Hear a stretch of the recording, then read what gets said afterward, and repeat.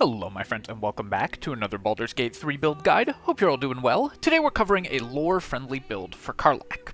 As part of my lore-friendly companion builds series, the goal of this build is to create a powerful, tactician viable build that hews as closely as possible to the character's existing lore. For Karlach in particular, I think that this build is as good or better than in some ways my default suggested Barbarian build, which you can find under the best Barbarian build in Baldur's Gate 3.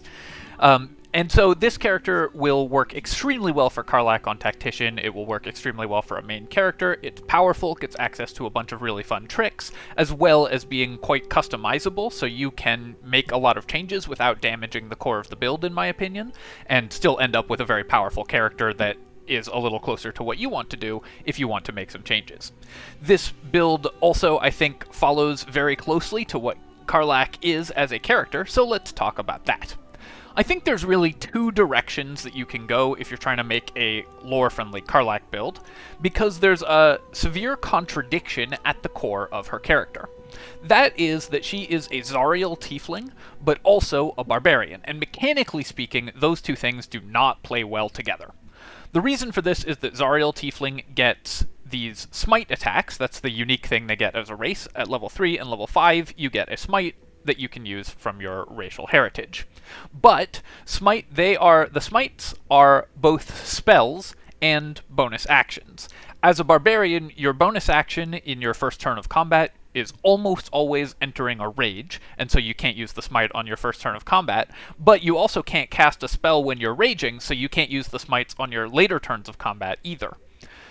In order to resolve this contradiction, I think there's basically two directions you can go, and I will be posting a build for each of them, but in this build, we're focusing on Karlach as we first meet her, where she is rejecting this part of her heritage. She's just gotten done fighting in 10 years of the Blood War as a champion of Zariel, and she still has the skills and experience that come from being that warrior, but is moving as far as possible from her life in the Hells as she can. The Blood War is a brutal and horrific and never-ending war between devils and demons in hell. Of course, we talk about that a lot in Avernus, as we talk about that a lot throughout the game. And Karlach experienced it on the front lines, which means that she, as one of Zariel's champions, was sent to fight hordes of demons constantly, and is therefore used to fighting incredibly outnumbered against impossible odds, against unspeakable horrors, and brutal opponents. We need a build that reflects that, and luckily, Barbarian gives us the tools to do that. So, the first thing that we need to do is take a look at her character stats. Obviously, the starting companion stats all need adjustment because they all start with 3 odd numbers, but the Barbarian stats are actually a lot closer to a solid Barbarian build than the other default class stats, so we don't have to make as many changes as you otherwise might. We're going to drop Charisma and raise Constitution so that we actually have a reasonable health pool, and we also want to get to 14 Dexterity, so we're going to lose 2 points in Wisdom. Often you will see me reduce Strength here, but for various reasons we're going to keep Strength at 17, and I'll show you why when we get to our first feat. If you prefer, you can build this stat split and then respec your character once you reach level 4 to gain the 17 strength. It's also worth mentioning at this point that barbarians benefit from the Gloves of Dexterity more than any other character class, pretty much, and so if you intend to use those on Karlach, then you'll want to leave her dexterity at 8, but that you should respec into when you gain those gloves. For her skills, I think that her default skills are both the best that you're going to get and also fit very well with her established character. Perception and survival are moderately useful, but the really important one for barbarians is going to be athletics. The only one that really matters, especially if Karlach is not your main character and a party face. If you are playing as Origin Karlach, you may wish to put these 2 points into Charisma, just to give you a little more success in conversation skills. But given her character, I think it honestly is kind of fun if she fails every dialogue check and just kind of bumbles her way through social interactions. That seems very appropriate to me, so really up to you and how you want to play that character. Luckily, we have no other decisions to make other than selecting Barbarian, but it's worth talking about what that gives us. We get medium armor access, access to Rage, which is the core class feature of Barbarians, giving you resistance to damage and extra damage on every one of your attacks. Super powerful and extremely valuable. Of course, it's the core thing that this build will be built around, and it's also the first thing that Karlach does when you meet her, so it's very appropriate.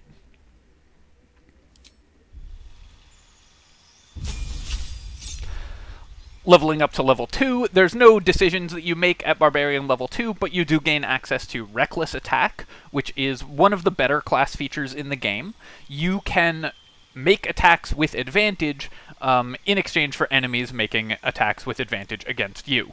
This is very useful both because the game lets you see whether you've hit or not before you decide whether to use Reckless Attack, so you only have to use it if it might convert a miss into a hit. But also, if you want to fish for a critical hit, you can activate it yourself, and it doubles the chance of critically hitting.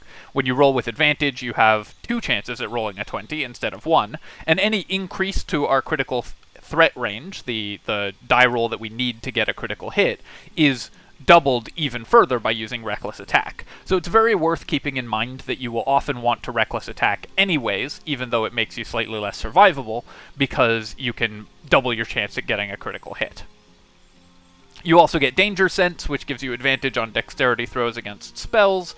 That's moderately useful if the opponent is throwing a fireball. It does mean that you are less likely to take damage from that, but overall this is a very minor ability that won't come up.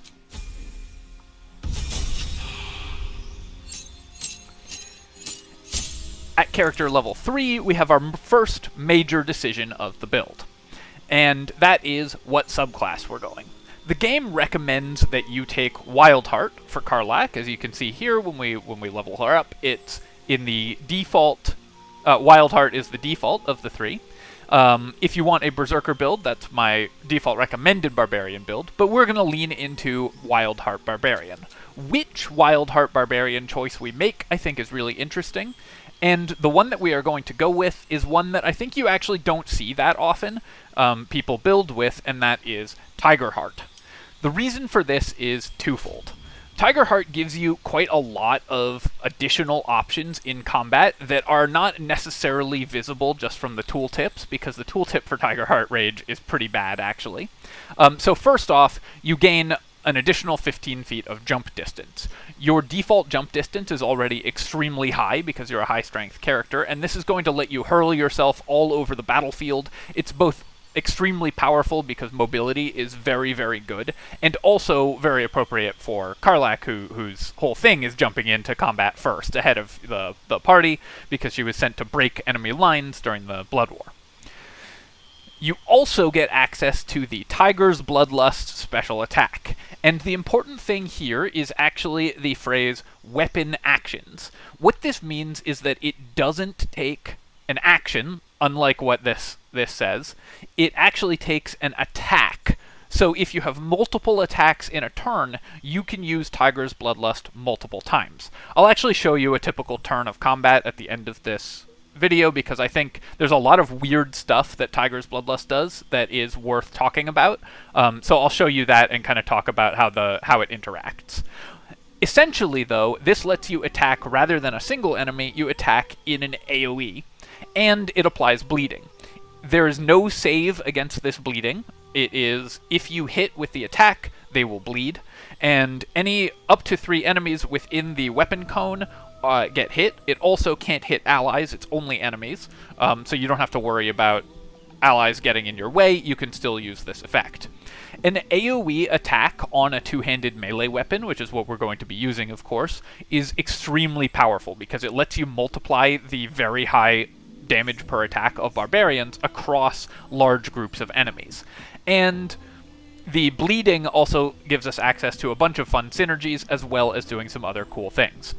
This also lets us apply on-hit effects multiple times to multiple enemies using normal weapon attacks. So if you have a weapon that does extra damage dice, those get applied to every single enemy you hit. If you have a weapon that has a cool effect on it, that gets applied to every single enemy you hit. An early example of this is the Shattered Flail that you get from the Knoll that heals you for every enemy you hit. Well, it's going to heal you up to 3 times on a single attack if you're using Tiger's Bloodlust. Another good example is something like a poison. If you poison your weapon, it's going to apply on every enemy you hit, and that is extremely strong.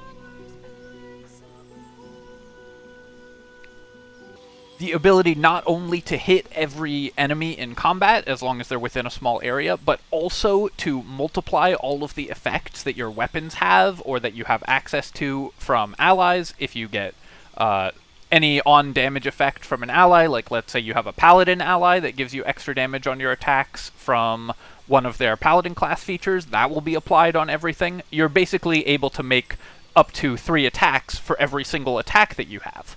So the bleed is a nice little bonus, but the real bonus here is that you can make a normal attack against multiple enemies at once, something that almost no other character gets access to. And it also, of course, leans very heavily into Karlach's role as a frontline warrior in the Blood War, where she would be breaking through enemy lines by, you know, tossing aside large groups of demons. Character level 4, of course, we get a feat, and this is why we were able to take 17 strength, because going alongside that 15 feet of bonus jump distance that we get while raging, we can take the athlete feat. This lets us increase our strength or dex by 1. Of course, we're going to increase strength to get to an even number. You always want even numbers in your ability scores, because only even numbers actually increase what you add to your d20 roll. That's something that I've been asked a few times, because the game never really explains that, but essentially, even numbers increase how good you are at rolling dice, and odd numbers don't. So you always want even numbers in your stats. And you increase your jump distance by 50%. With the bonus 15 feet, the extra movement speed from being a barbarian, the extra strength, you will be able to reach the jump cap distance of 100-foot jumps pretty easily on this character if you have decent, if you increase your strength or use something like Enhanced Leap to additionally triple your jump distance. I did a build video based on maximizing jump distance called The Owlbear Flies, which does it with a druid, but this build also will get to soar across the battlefield, landing on enemies from maximal distances and smash into them, laying waste to multiple enemies at once.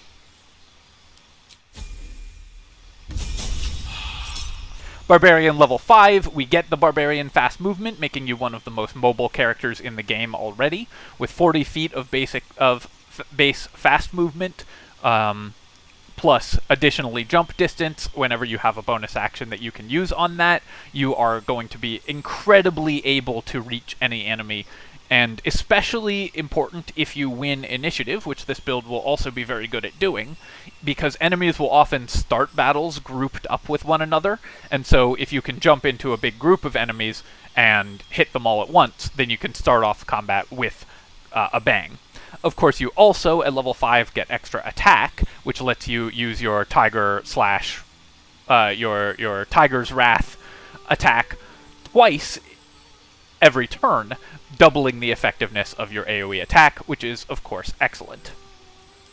Here you also get your second Legacy of Avernus Smite. These can come up if there's a fight where you don't want to use Rage, but typically you're going to Rage every fight, so you won't usually be using these Smite attacks.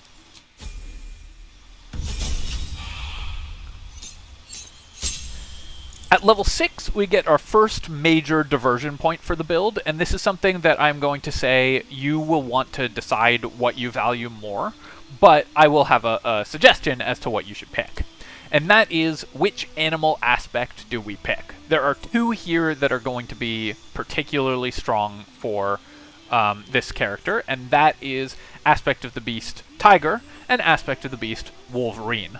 Both of these care a lot about bleeding enemies, and of course we inflict bleed very easily. Every attack we make with our Tiger Swing will inflict bleed.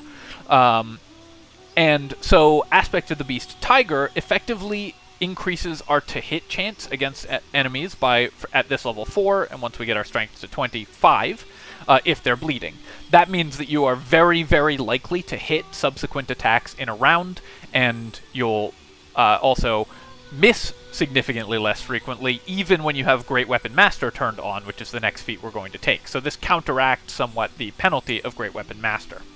Now, personally, I don't think that you really need Aspect of the Beast Tiger. To hit chance is excellent, so you would never be wrong to take it, but because we have Reckless Attack, we have other ways to generate bonus to hit chances, and because we're making attacks against multiple enemies every turn, it's less impactful for us to miss specific single attacks. That being said, you could definitely take this. The other option here is Aspect of the Beast Wolverine, which lets you maim an enemy that you attack if they're bleeding or poisoned. Remember that we can apply bleed on every attack, and we can apply poisoned on every attack if we poison our weapons, so either way this will work. And the maimed condition gives enemies movement speed of 0. This effectively duplicates the feat Sentinel, which I think is an underrated and excellent feat that stops enemies from moving. Trapping enemies in melee with you is incredibly powerful if you are a powerful melee character like a Barbarian. There are lots of ranged enemies or spellcasters in the game that do not want to be in melee contact with a Barbarian and will experience significant upset if you can lock them in place. And many of those are also the ones that are vulnerable to bleeding. This build does have some disadvantages against enemies that are immune to bleeding. I'll talk about how we can itemize against to deal with that as we talk about items later on. But if you maim an enemy and prevent them from leaving contact with you, then you are guaranteed on subsequent turns to be able to continue to attack them, dealing tons of damage every round. One other thing that's worth mentioning about this, and I will show you how this works, is that it says if you attack a bleeding or poisoned target, but if you have any weapon that deals multiple kinds of damage, so if you have, like, let's say a weapon that deals 1d8 slashing plus 1d6 fire damage, then the fire damage will apply the maim. It, for some reason, thinks that that is two separate attacks, so it thinks that the second attack is hitting an enemy that's already bleeding and will maim them. I believe that this is a bug, but as it works, it means that on your very first Tiger attack, you are going to maim every enemy that you hit, provided you have a weapon that deals an additional damage type. One way to very easily get this also is that Karlach has her Soul Coins ability, which lets her, basically gives her an elixir for the entire day that causes her attacks to deal 1d4 of extra fire damage. This is very synergistic with this build because not only does that 1d4 get applied to every enemy on every attack you make, so when you're attacking multiple enemies, it gets applied multiple times, it also guarantees that we will be maiming enemies on our first attack every time, provided we have that on. Again, if that doesn't make sense, because this ability is somewhat confusing in how it works, I will show you a turn of combat so we can get a sense of how that works. Level 7, we get one of the top 3 or so class features in the game, one of my favorites to really aim for, and that is Feral Instinct. You get a +3 bonus to initiative. Combined with your decent dexterity, you will win initiative very frequently, meaning you can leap into combat right off the start and lock down a bunch of enemies in melee contact with you, preventing them from acting in any meaningful way in that combat. You also can't be surprised, which is actually pretty relevant in certain story missions throughout the game. I've talked extensively about how good initiative is. If you have watched any of my guides, you probably have heard me talk about initiative many, many times. So I won't repeat all of that, but suffice to say, winning initiative is good and you should try to do it. Landstride difficult terrain from Barbarian level 8 is fine. It certainly is useful, and especially useful if you have an ally that has access to plant growth or spike growth. You can walk freely through those. Mostly this is a minor bonus that won't come up that often, but it's nice to have when you do have it. Also bear in mind that your massive jump distance will let you clear most difficult terrain or hazardous fields with ease, so you won't usually have to worry about landstride, but, you know, it's nice when it comes up. But more importantly, we get access to a feat. The feat that we're going to take here is Great Weapon Master. And there are 2 reasons that this build really likes Great Weapon Master. One is that we attack multiple enemies at a time often, and each enemy that you attack applies the damage from Great Weapon Master. So we're multiplying that +10 bonus across every enemy we attack. On a standard turn of combat, if there's 3 enemies in close proximity, you can make 6 attacks, and if you critically hit, you get to make another attack as a bonus action. The first ability of Great Weapon Master here, the when you land a critical hit or kill a target with a melee weapon attack, you can make another melee attack. Usually this is a minor benefit compared to the additional 10 damage, but for this build this is actually huge. Because we're attacking so many enemies so often, we're very likely to critically hit, and because each attack action we make is so valuable since we're hitting multiple enemies with it, the bonus attack is commensurately more valuable itself. So we both are more likely to trigger this and get more value out of it than just about any other character, making Great Weapon Master the ideal feat for this build. At this point, we could continue in Barbarian, and you can get some really good options. For one thing, you could get the Tiger animal aspect, since you get a second animal aspect at level 10. So if you really want that, and especially if you find yourself missing on your attacks more frequently than you'd like, then that's a good option. But I think at this point we can benefit from multi-classing, and I think that Karlach also evinces quite a bit of discipline in her sort of approach to combat, so it makes sense that she will, and also has learned a lot by the time we've reached level 9, it makes sense to me that you could branch out and take some levels of fighter. It's also just, of course, very good for this build, because we get access to two really important features. One, we get a fighting style, and because we're going to be using a two-handed weapon, Great Weapon Fighting increases our average damage massively. Great Weapon Fighting, of course, lets you re-roll the damage dice of every attack you make, and you re-roll the damage dice on every enemy that you hit. So we're applying Great Weapon Fighting more often than any other character is when we're using our AoE Tiger Swings. Also, because we often want to be using damage riders from effects that increase our damage dice, we'll be likely to re-roll those. Karlach's native plus 1d4 damage when she consumes a soul coin, well, that has a 50% chance of being re-rolled by Great Weapon Fighting, and if you're hitting 3 enemies with it, that's going to be an extra, like, 5 damage or so that you're doing just from that feature combined with Great Weapon Fighting. And of course, at level 2, we get the single best class feature in the game, Action Surge. I don't need to go on and on about how good this is, but I will just very briefly say, remember how our attack actions are more valuable on this character than just about any other character? Well, Action Surge gives us more of those, so we get to use those more often and more powerfully. Making 4 Tiger Swings in a round, plus an additional Great Weapon Master attack, because we're definitely going to kill something or critically hit if we are making 4 swings, means that we are on par with or ahead of most other characters for number of attacks in a turn, and that's not counting that all of those attacks are potentially hitting 2 or 3 enemies. So sometimes we can, in a theoretical maximum, we can make 13 attacks in a round if the enemies somehow all survive.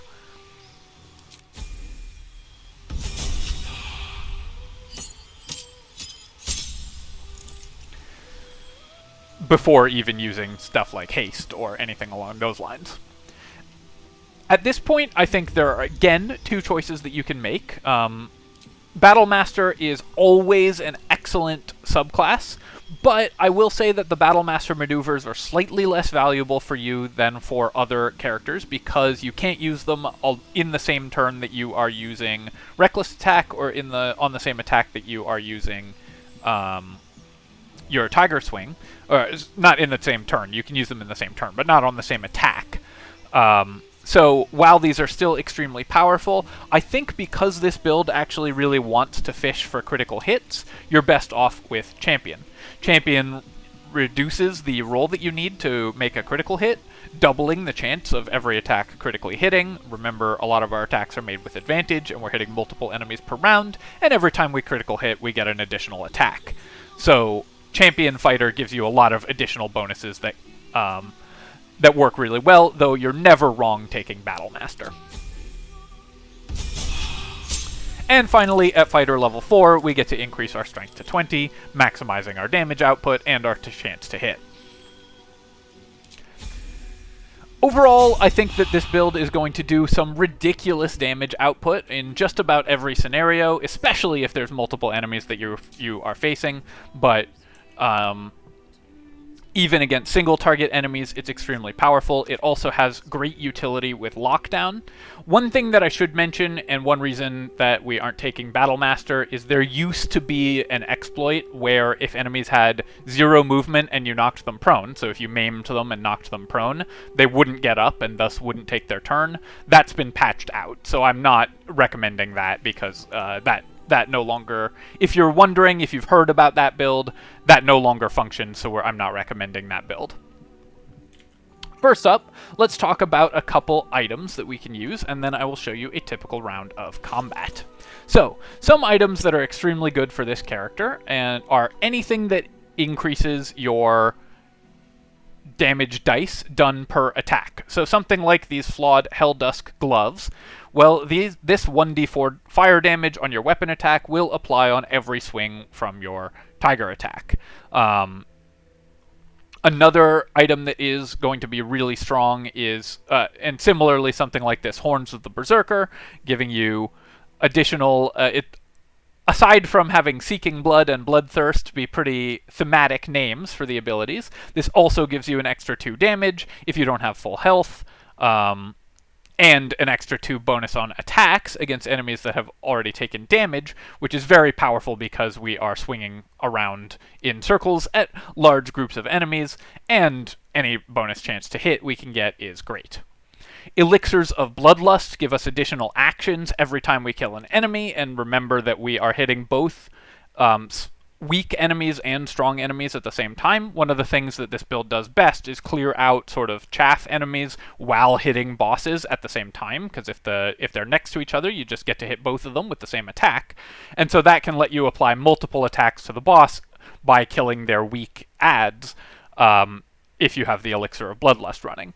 Of course, haste is great for this character, so whether cast by an ally, and I have built lots of builds that will allow you to apply haste, or consume from a potion of speed is very valuable. Any poison that you apply to your weapons, so even just the basic poison, when you're hitting multiple enemies at a time, this can be very valuable. Enemies gaining disadvantage on their attack rolls and not being able to leave contact with you because they're maimed and have 0 movement means that they pretty much won't be able to do anything, and that's with just the basic poison. Obviously, there's way better poisons.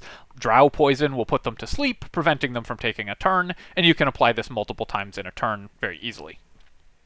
Gloves of Dexterity are worth mentioning just because they help increase your AC and initiative, and initiative is very good for this character. For armor, you're going to want any of the medium armors.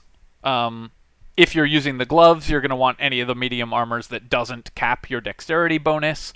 And if you aren't using the gloves, then just the best medium armor that you can find. The adamantine scale mail is quite good for barbarians in particular because reckless attack makes you more likely to get critically hit, so preventing that is very useful. A couple other items that are worth mentioning. The Bone Spike Boot. Remember, we have gigantic jump distance. This gives you bonus to armor class if you're not wearing armor, but everything else is not dependent on not wearing armor. In particular, you get Brutal Leap, which replaces your normal jump ability, or lets you replace your normal jump ability with jumping and knocking people down. If they're prone, you get advantage on your attacks against them without having to use reckless attack, so that's very useful. Hope that gives you some idea of what items are really powerful on this character, and now I'm going to just quickly show you a turn of combat just so we can talk about how the Tiger Rage works.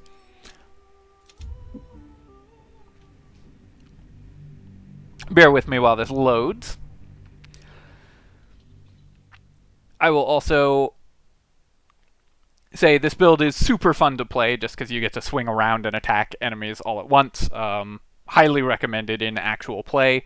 One thing that you will want to do is find a way to maybe apply radiant damage with your weapon for Act 2, because a lot of the Act 2 enemies will be immune to bleeding, but otherwise you're going to be doing just fine throughout most of the game. Most important enemies actually aren't immune to bleeding, and there's a lot of bosses that aren't immune to bleeding that you can then maim. Alright, so we've got a turn of combat. I've started combat. It looks like my allies have actually killed Gale, so we're just going to go bully Astarion a little bit here. So let's enter a rage.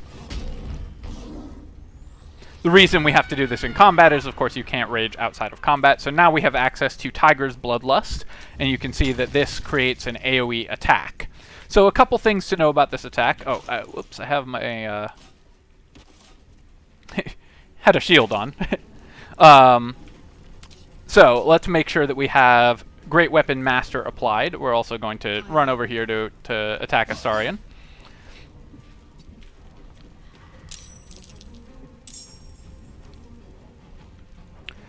So a couple things about this attack. We are going to be able to make this attack. If you make this attack normally, you can't attack recklessly. So this version of the attack will not be made at advantage. But if we reckless attack first, this will be an attack against a single enemy. Then, I'll have to action surge here to get another attack. Then make a Tiger's Bloodlust action. This attack will be made at advantage, because all of our subsequent attacks will be made at advantage. So you can see we used Tiger's Bloodlust, and this attack was rolled at advantage. You can see 1d20 advantage here. We also... Tiger's Bloodlust halves the supposedly halves the damage that you do on your attacks in exchange for attacking multiple enemies. But notice where the half damage is applied. It's applied after the D8 plus strength modifier, but before the Great Weapon Master and Rage bonus and additional bonuses from every other point of damage. And then these damage instances are not halved at all, so only the base damage of the weapon gets halved, meaning that it actually does not reduce the damage. So even though in this tooltip it says 1d8 plus 19 over 2, that's actually not what it does. It does 1d8 plus 6 over 2, and then adds the remaining 13 damage after that. So that's very confusing, but obviously better for us because it's going to apply our full Great Weapon Master damage over every enemy that we hit. Secondly, you'll notice that we hit Astarion, we gave him the bleeding condition, and then in the same attack, we gave him the maimed condition because we applied a second type of damage to him from the thunder or fire damage. And so now he is both bleeding and maimed, and we're continuing to make advantage attacks against him. If we then were to kill him, we would get another attack, so I guess let's see if we can manage that. It doesn't, it's certainly possible. We'll just make a reckless attack here.